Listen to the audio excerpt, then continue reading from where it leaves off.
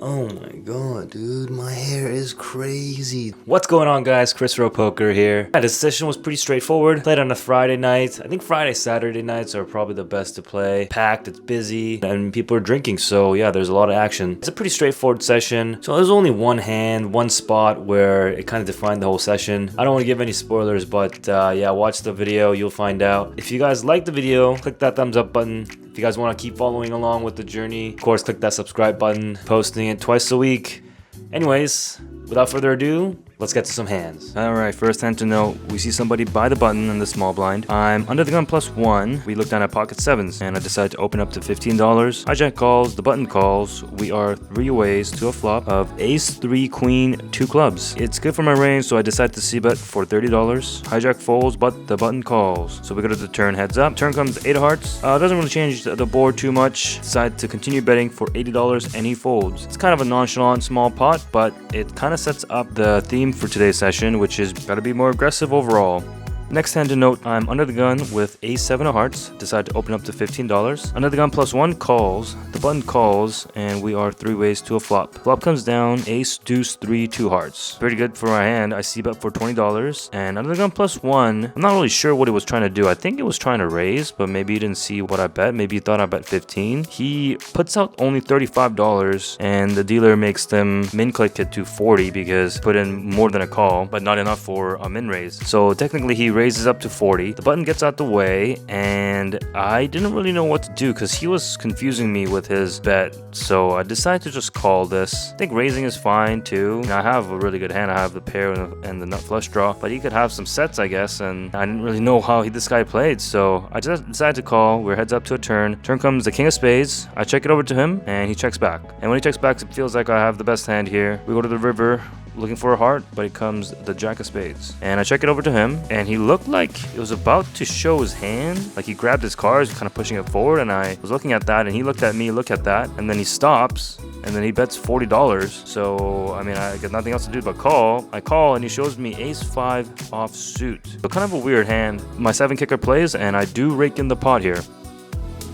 Alright, under the gun limps in for $5. Hijack opens to $25, and I look down at 6, 7 of clubs in the big blind. Felt like I wanted to play this hand, so I wanted to be more aggressive, so I decided to 3-bet to $90 to isolate, and I get that. I only get the hijack to call, so we're heads up to a flop of 7, 6, 7, 2 hearts. Holy shit, we just flopped the boat. I can't really check this back, so I bet small for $60, and unfortunately he folds. And yeah, we don't get any value here, but I mean, we hit the 6-7. This hand was kind of tricky. We see a straddle of $10. It folds to me on the button, and I look down at 9-7 offsuit. Table was passive, so I decided to open this up to $30. I think it's fine. Missing in some of these opens, it's a marginal hand, but that's okay. And we see only the small blind call. We're heads up to a flop of 10, 8, 7, 2 spades. So we hit bottom pair and an open ender with our 9. Checks to me, and I c-bet for $35. Small blind now, he check raises to $80. Now at this point, he can have what? 10-8, 10-7, 8-7, maybe pocket 7s, maybe pocket 8s, maybe pocket 10s. Pocket 7s I do block. Do have the draw to a straight, so I decided to call and reassess. The turn comes the king of diamonds. He continued betting for $200. The king of diamonds shouldn't really have changed anything. If he has a set of 10s, set of 8s, 10-8,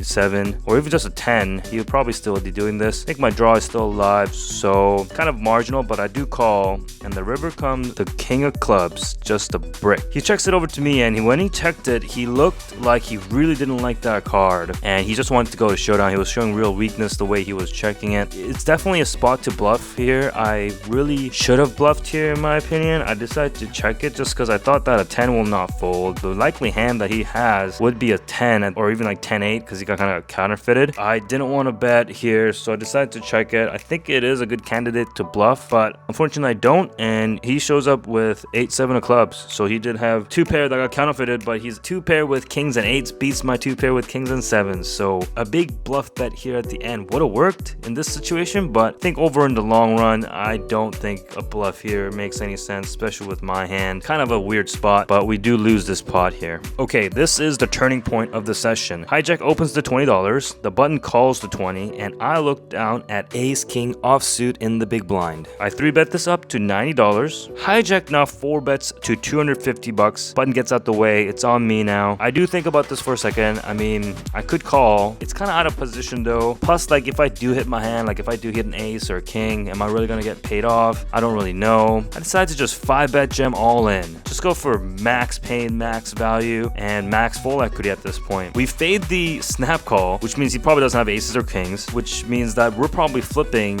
at worst. My guy in the hijack is tanking, he's sipping on his drink, he's thinking about it, and ultimately he does call. I say run it once dealer, and we're going for one board. It comes deuce of spades, king of clubs, 7 of diamonds, turns at 4 hearts, river is a 3 of diamonds, and I tell him I have ace king, and he shows pocket queens. So we were flipping, he was a little bit ahead, but we do hit our king and we do scoop. Wow, we just sometimes have to win a big flip like this. Let's go.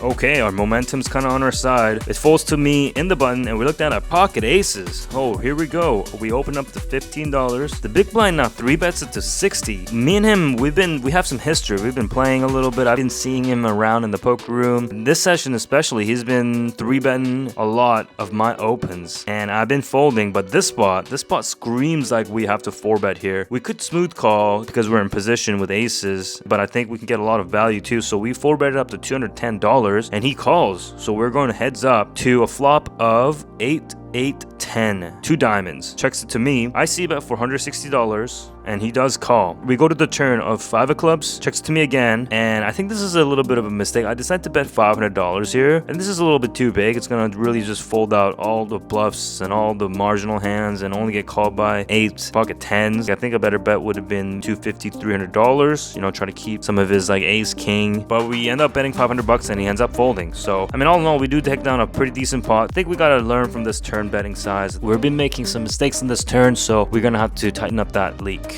Okay, moving right along. Under the gun limps in for 5. Hijack limps in for 5, and it folds to me on the button, and I do have option. And I look down at queen jack offsuit. I decide to open it up or raise it up, I guess, to 25. I think this hand is good enough to try to build a pot a little bit here. Under the gun calls and the hijack calls, so we are 3 ways to a flop of 8, 10, 5 rainbow. Action's on me here, and the first to act, I decide to just check it just to see where we're at. I mean, we do have a gut shot with 2 overs. We get check raise out of equity, so I decided to check it, see what they do, and it does check through on the flop. The turn comes a bink 9 of hearts, so we got the nuts here now. We just kind of backed into it. I decided to check and flow. I mean, you know, I've faded weakness in the flop, so I'm gonna keep continuing the story. The hijack now bets for me. He bets out for $40. I check raise this up to 160, and we're gonna have to build a pot here. Gonna get value. We have the nuts, and there is a heart draw now, so we can maybe get some value from that. Good news is the hijack calls, so we are going to the river. The river comes a 6 of clubs. We still have the nuts. I decide to bet big, $500. I think this is okay. If he has a lower straight, it's gonna be really hard to fold that. I think maybe a little bit smaller, maybe 400, 350 would have been like the perfect size. We're really attacking his sets or his straights. He doesn't like it, and he decides to fold. We take this one down. Okay, this hand's a little bit weird. I think our opponent played it very tricky.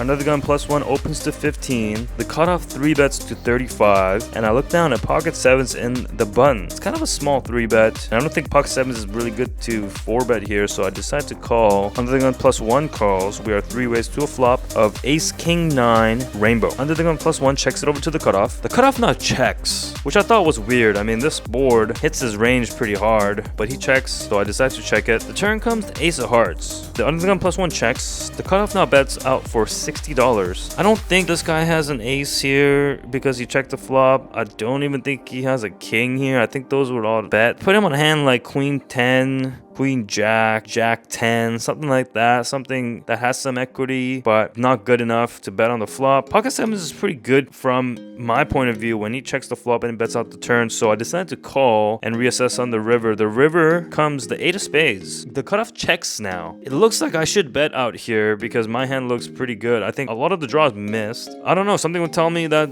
I didn't want to bet out here. So I do check this behind, and good thing I did because this guy shows me ace 10 of diamonds. He was playing really tricky with with that hand. Like, he didn't c-bet out on the flop when he hit the ace. He bets out when he hits the trips on the turn, and then the river breaks out and he just checks it over to me. He really was thinking that I was gonna bet out here, but good thing I didn't. We do lose this pot, but I feel like it was kind of a win. He tried to trap and I didn't fall for it. All right, this here was kind of a tough spot for me. Middle position limps in for 5, hijack limps in for 5, and I look down at Jack King offsuit in the button. I decide to open up to $25. The middle position calls and the hijack calls, and we are 3 ways to a flop of ace, jack, deuce, all hearts. Middle pair, nut flush draw. This is kind of a dream spot here. Checks to me. I c-bet for $30. The middle position calls. The hijack gets out the way. Turn comes a deuce of spades, pairing the board. It checks to me. That card really isn't great. That's actually really bad. So I check it back on the turn. The river comes the 3 of spades. Now the middle position bets out for 125. All I got is a bluff catcher now. But what is he bluffing here with? I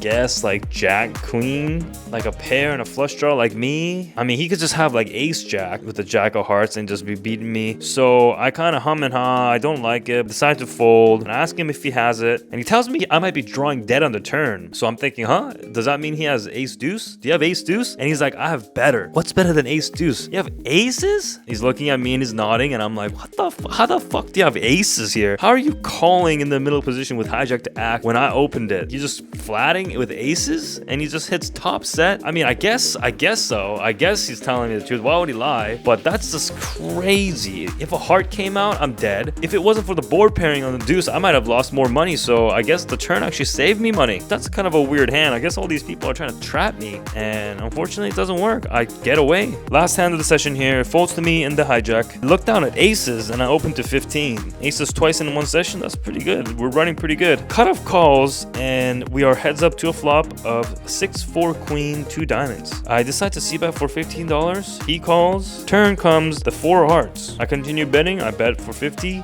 He calls. The river comes the 7 of clubs. I bet for 150 bucks. He tanks for a while. I think he was thinking of raising here or something, but I think he ends up folding, and we do take this pot down. Boring, but a straightforward session. And after this, the table starts breaking up. It's like 6-handed, and then 5-handed, and then it was like 4-handed, and then they asked us if we want to keep playing 4-handed. I don't want to keep playing 4-handed. And they're like, yeah, okay, we're gonna draw cards to see who wants to go to a table that's open. I wasn't really feeling it, so I decided to call it a night and rack up and head home for the night today.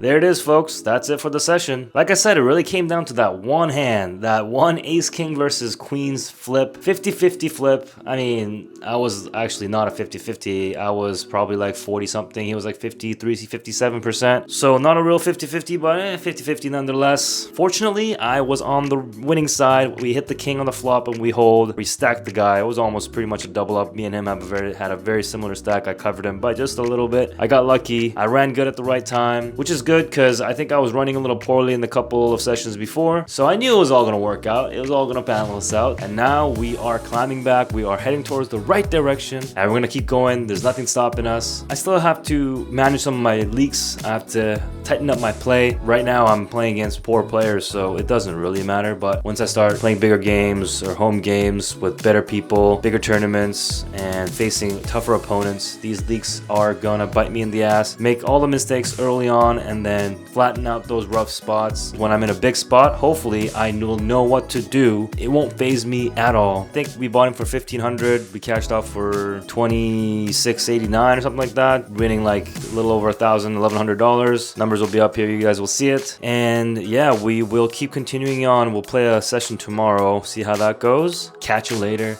in the next one. Peace out.